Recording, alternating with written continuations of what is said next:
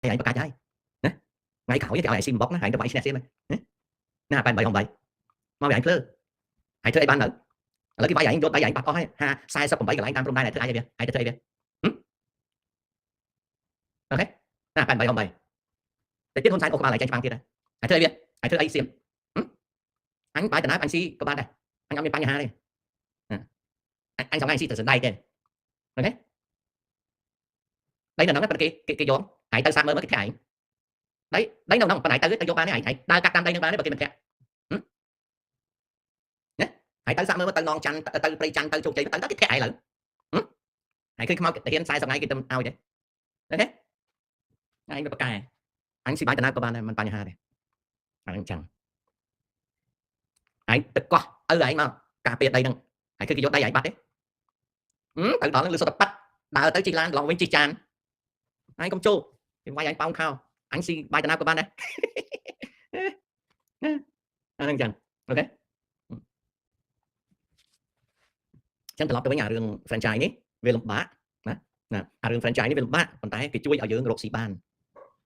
7-Eleven nơi sọc America đó nơi sọc nào dương ôn về đây dương chỉ mà chắc đây dương tại franchise kì đăng kênh tôn nát còn chăng Starbucks còn chăng nè hay hàng sáng chuồn cá chỉ franchise chuồn cá chỉ independent bàn tay dương là trong brand bạc kì nè Sakamoto cho lần ấy cái mà liên bên cái mình khai cái đấy lấy cái bên pe môi cái bông sai sầm ép po lơ chưa cái sai tham ấy cái thà thà bị báo bông pra vô sai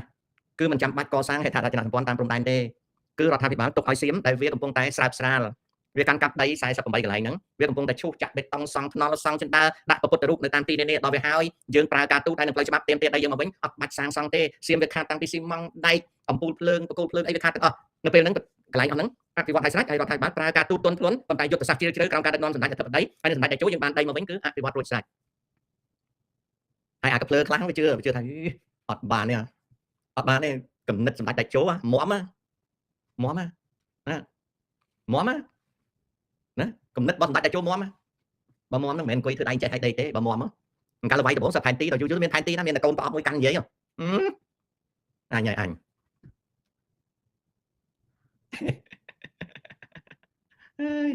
anh chẳng lúc bố bé cá ai chơi miền sầm rạp thấy ao kẹt đăng pi mình sẽ cá khai ấp cái con ơi viên trai này còn này là buông dậy ở sạp nó tôi chọn Prosen bà khai dương miền sầm rạp phiệpផលិតmiền sầm rạp phiệpផលិតច្បាស់លាស់មានទីផ្សារច្បាស់លាស់ហើយផលិតផលយើងអាចនាំចាញ់បានប្រងព្រាតយើងពហិការផលិតផលថៃចម្រើនឧត្តមស្ដាប់ពូណាគាត់ណាបើយើងមានសមត្ថភាពផលិតហើយផលិតផលរបស់យើងនៅក្នុងទីផ្សារក្នុងស្រុកយើងចែកចាយបានជោគជ័យហើយយើងមានផលិតផលនាំចាញ់ប្រកបទៅដោយជោគជ័យពហិការចុះខ្ញុំជេមសុកគ្រប់គ្រង 1000% ខ្ញុំទៅសេជូនបើកម្ពុជាមានសមត្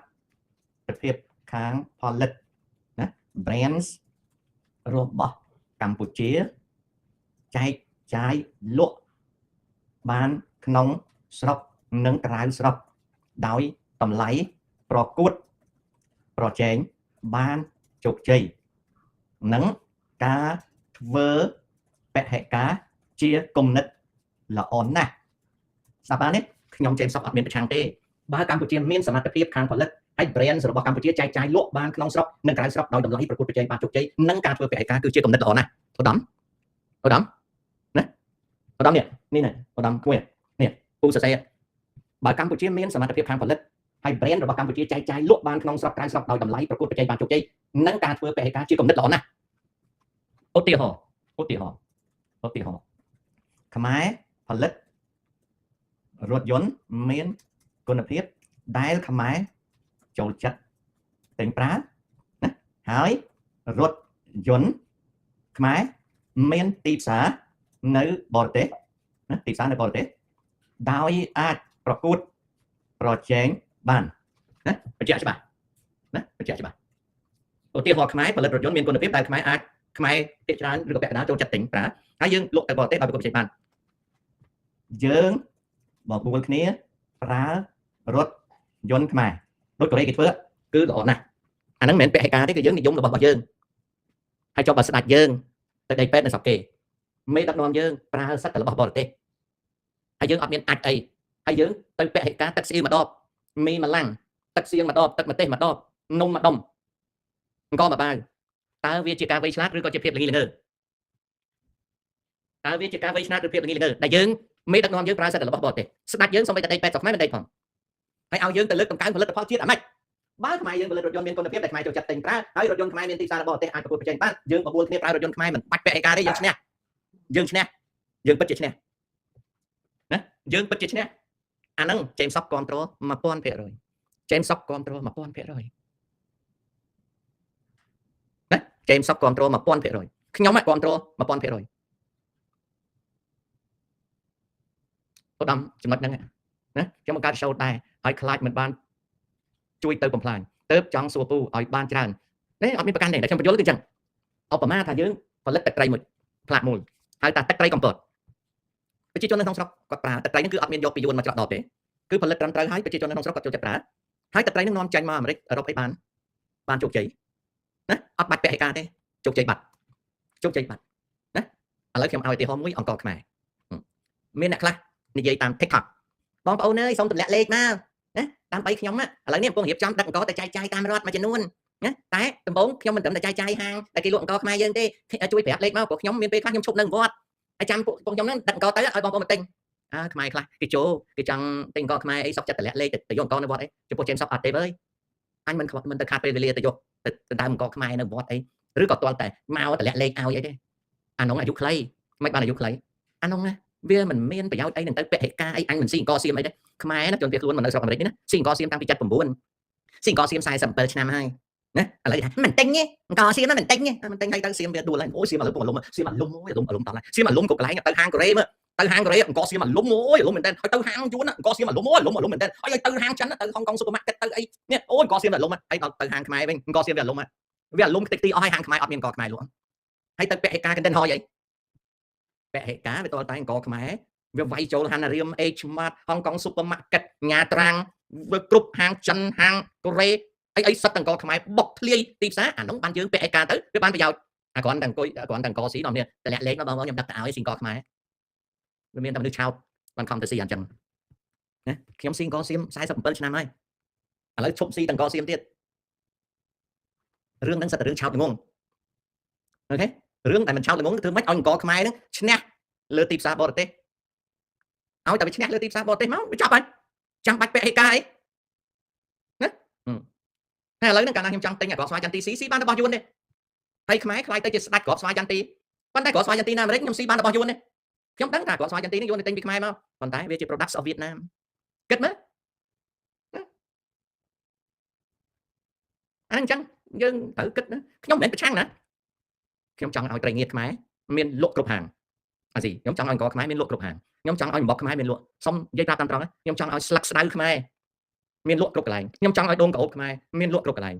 ខ្ញុំចង់ឲ្យខ្មែរមានខ្ទិះដូងចង់ឲ្យខ្មែរមានគ្រាប់ជីតែស្អីក៏ដោយក៏ខ្ញុំចង់បានផលិតផលខ្មែរមកលក់នៅអាមេរិកដែរតែរាជការចោលមកសៀតរាជការធ្វើមិនបានរាជការចោលមកសៀតមិនមែនកសិករមិនមែនផលិតករចោលមកសៀតទេរាជការចោលមកសៀតណាមិនមែនណាមិនមែនកសិករផលិតករខ្មែរចោលមកសៀតទេរាជការចោលមកសៀតរឿងជាពិសេសរឿងអង្គរាជការចោលមកសៀតណាចោលមកសៀតណាខ្ញុំប្រាប់ណាទាំងសៀមវាយកស្អីមកលក់ទេមិនគួរឲ្យជឿទេលោកពីដើមឡើយឥឡូវហ្នឹងវាអន់ហើយពីដើមឡើយតាំងពីស្លឹកអំពិលណាតាំងពីស្លឹកអំពិលណាតាំងពីស្លឹកអំពិលបងប្អូនមិនក៏ខ្មែរអត់មានគុយទាវស្រួយអត់មានខ្មែរមានក៏ប៉ុន្តែអត់មានណាដឹកចេញរួចរដ្ឋាភិបាលចោលមកសៀតប៊ីហ៊ុនម៉ៃហ្វាន់សិតតែខ្មែរផលិតបានទាំងអស់វាមិនក៏ផលិតអត់បានម្សៅបាញ់ឆៅម្សៅនំគ្រក់ម្សៅនំកោក៏ខ្មែរផលិតបានមិនក៏អត់មកអូខេកាពិក៏ខ្មែរផលិតបានប្រហុកក៏ខ្មែរផលិតបានត្រីងៀតក៏ខ្មែរផលិតបានតែរដ្ឋាភិបាលចោលមកសៀតបើកទីផ្សារអត់បាន